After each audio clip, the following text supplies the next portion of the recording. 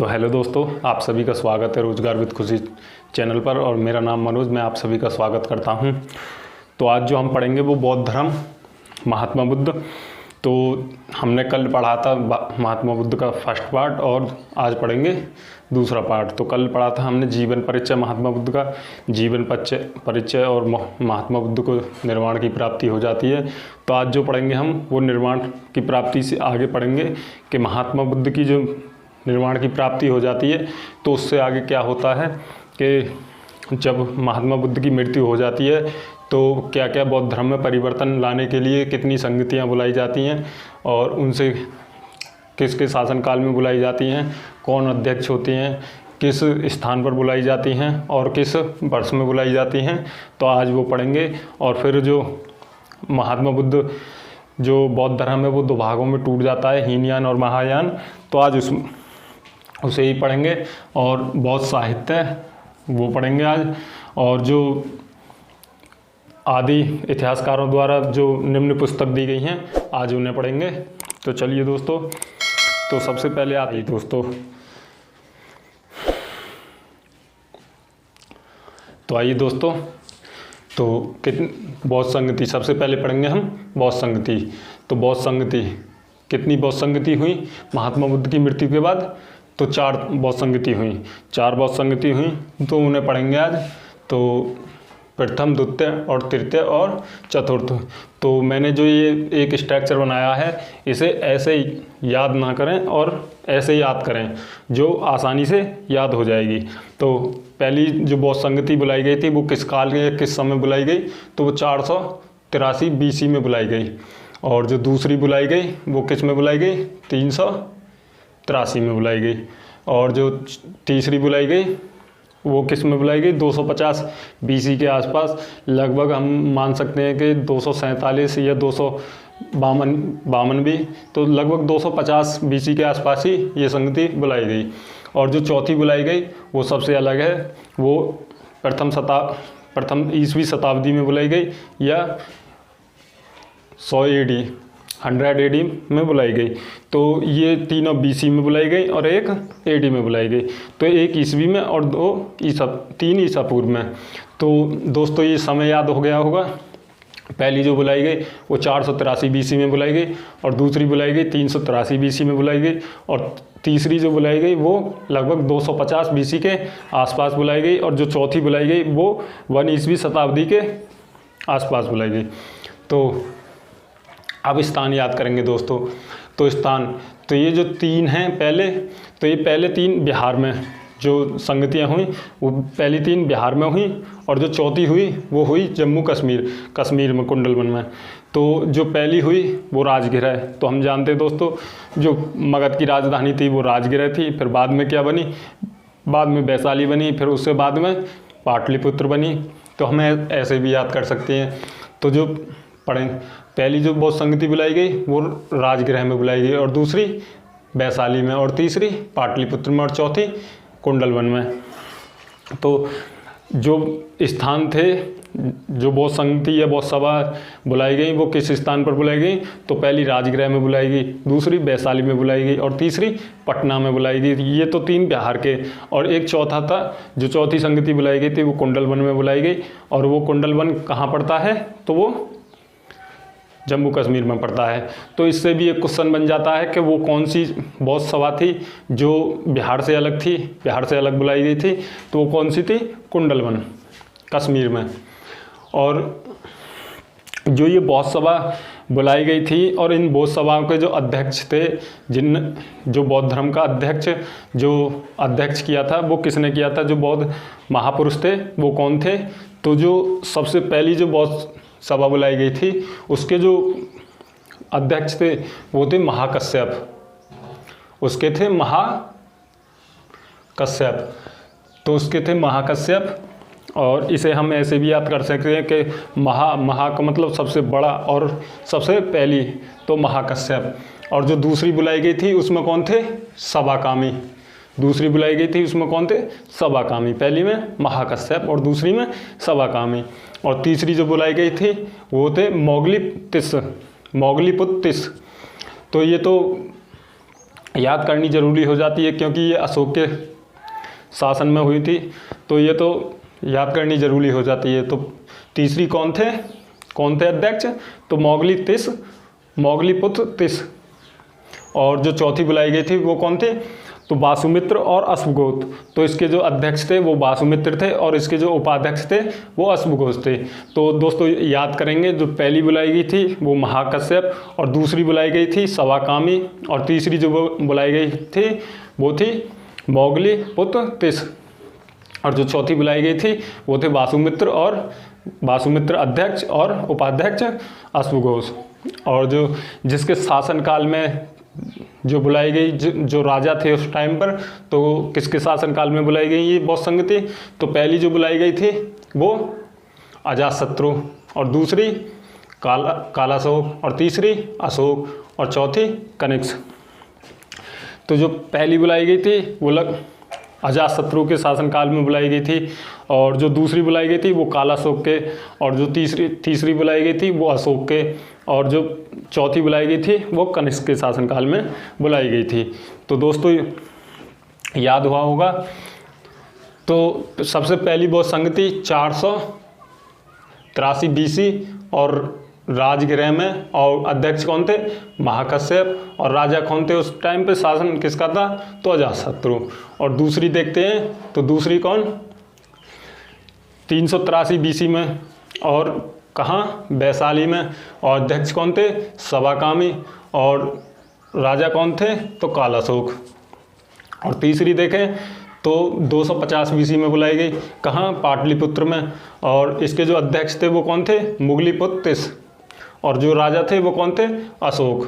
और जो चौथी बुलाई गई वो 1AD या प्रथम शताब्दी, और जो किस स्थान पर बुलाई गई? तो कुंडलवन जम्मू कश्मीर में, और जो इसके अध्यक्ष थे वो कौन थे? वासुमित्र, और उपाध्यक्ष कौन थे? अश्वघोष, और राजा कौन थे जिसके शासनकाल में बुलाई गई थी? तो कनिष्क। तो इसमें जो परिवर्तन हुआ क्या हुआ, तो पहले में देखते हैं। तो पहले में क्या मिलता है? तो पहले में जो विनय पिटक और सूत्र पिटक की जो रचना होती है तो वो पहली बौद्ध संगति के दौरान होती है। लगभग ये बौद्ध संगति कब हुई थी? 483, और जब भी महात्मा बुद्ध की मृत्यु के पश्चात ही होती है। तो इसमें क्या मिलता है? विनय पिटक और सूत्र पिटक की रचना होती है।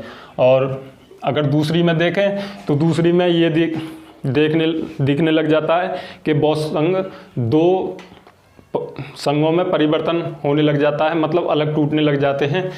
और तीसरी में देखते हैं तो तीसरी में क्या होता है? तो अभिधम पिटक का संकलन मिलता है, इसमें इसकी रचना होती है।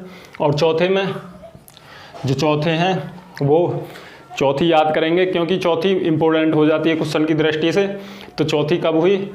प्रथम शताब्दी में, ईस्वी की प्रथम शताब्दी में। और कहाँ हुई? तो ये कुंडलवन कश्मीर में हुई। और किसके उसमें हुई? अध्यक्ष कौन थे इसके? तो वासुमित्र, अश्वघोष, और जो राजा थे वो कौन थे? कनिष्क। तो इसमें क्या होता है? तो इसमें जो बौद्ध धर्म है वो 2 धर्मों में टूट जाता है। तो वो कौन कौन से हैं?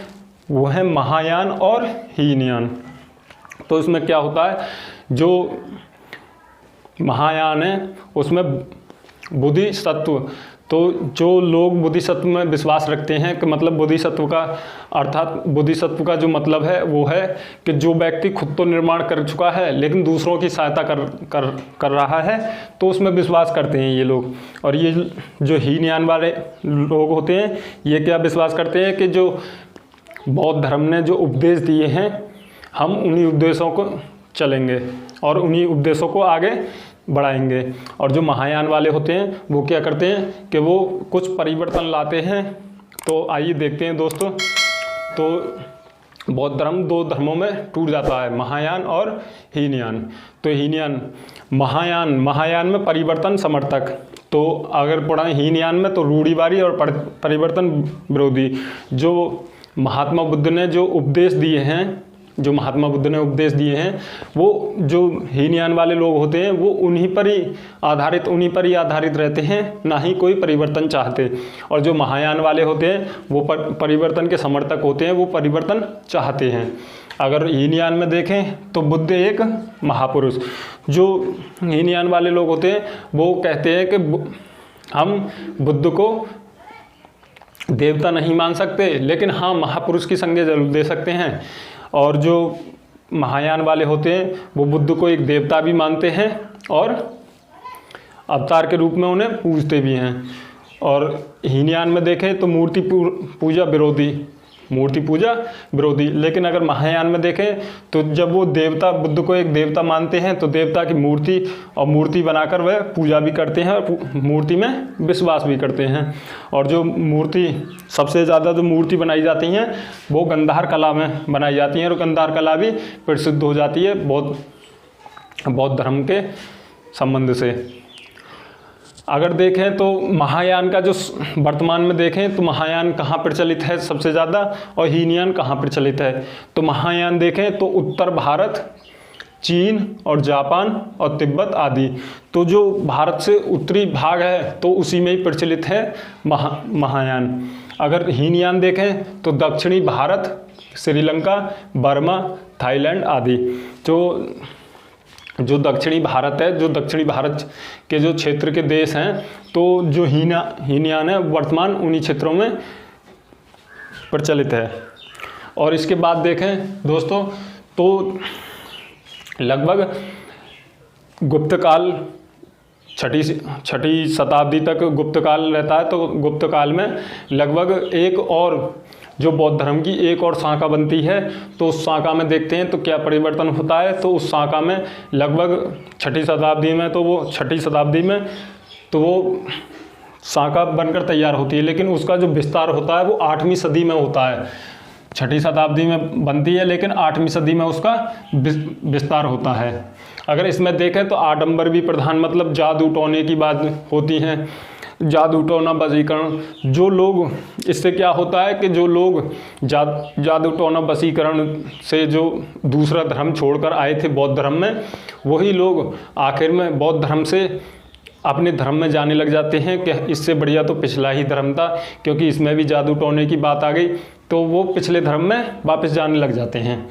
अगर देखें तो जो बौद्ध धर्म का जो पतन का कारण रहता है वो कौन रहता है, तो वज्रयान। जो इस धर्म का पतन का कारण रहता है वो कौन रहता है, वज्रयान। और अगर देखें बौद्ध साहित्य तो बौद्ध साहित्य त्रिपिटक, तो इसमें त्रिपिटक मिले हैं, और त्रिपिटक किस भाषा में मिले हैं, तो पाली भाषा में। तो त्रिपिटक जो पहले विनय पिटक और सूत्र पिटक के किस बौद्ध संगति के दौरान रचना की गई थी, तो वो पहली। और जो अभिधम्म पिटक की रचना की गई थी वो किसके दौरान की गई थी, तो वो तीसरे अशोक के टाइम पर की गई थी। तो इसमें देखें तो विनय पिटक में क्या मिलता है, तो विनय पिटक में मिलता है कि संघ के नियमों का संग्रह। और दूसरे में क्या मिलता है, सूत्र पिटक में मिलता है बौद्ध के उपदेशों का संग्रह। तो बौद्ध के उपदेशों का संग्रह किस में मिलता है, सूत्र पिटक में। क्या है इसमें, तो जो बौद्ध ने उपदेश दिए हैं बुद्ध ने, तो उस जो उपदेशों का संग्रह है वो एक सुरक्षित रखा गया है कि वर्तमान में अगर आने वाली पीढ़ी पढ़ेगी तो पढ़ सकती है बौद्ध के उपदेशों को, क्या क्या उपदेश दिए हैं। और विनय पिटक में क्या है, तो जो बौद्ध धर्म में संघ का मतलब जो समूह में लोग थे, उनके जो नियम के द्वारा काम करते थे, तो उन नियमों का संग्रह है इसमें। अभिधम्म पिटक में बौद्ध के दार्शनिक विचार हैं। और इससे अलग आते हैं तो जातक कथा। अगर जातक कथा में देखें तो जातक कथा बौद्ध के पुनर्जन्म की कथा है। और इसमें देखें तो बौद्ध चरित और सौंदरानंद और किसकी रचना है, ये अश्व घोष की रचना। तो काफ़ी लोग इसे अच्छी तरह से जानते होंगे, बुद्ध चरित किसकी है, तो अश्व घोष की। लेकिन बुद्ध चरित को भी बौद्धों का रामायण कहा जाता है। और अगला है लाइट ऑफ एशिया। तो हमने पिछली वीडियो में भी समझा था कि लाइट ऑफ एशिया बुद्ध को कहा जाता है। और जो लाइट ऑफ एशिया पुस्तक है वो किसकी है, एडविन अर्नाल्ड की। और इससे अलग देखें तो एक पुस्तक है मिलिंद पन्हो, जिसमें मिलिंद के प्रश्न हैं, तो वो किसकी है, वो नागसेन की है। और उसमें क्या है कि मिनार्डर के क्वेश्चन और नागसेन के उत्तर तो उसमें संकलित हैं, और जो वो पुस्तक संबंधित है वो भी बौद्ध धर्म से संबंधित है। और इसमें देखें तो गांधार कला का संबंध किससे है, तो वो बौद्ध धर्म से है। अगर देखें तो सबसे ज़्यादा जो मूर्ति बनाई जाती हैं वो किस कला में बनाई जाती हैं, तो गांधार कला में। अगर गांधार शैली देखें तो गांधार शैली किससे संबंधित है, बौद्ध धर्म से। और अगली देखें, अगर उसमें देखें महावीर स्वामी में, तो महावीर स्वामी में कौन सी थी, मथुरा शैली। और गांधार शैली किससे संबंधित है, तो वो बौद्ध धर्म से।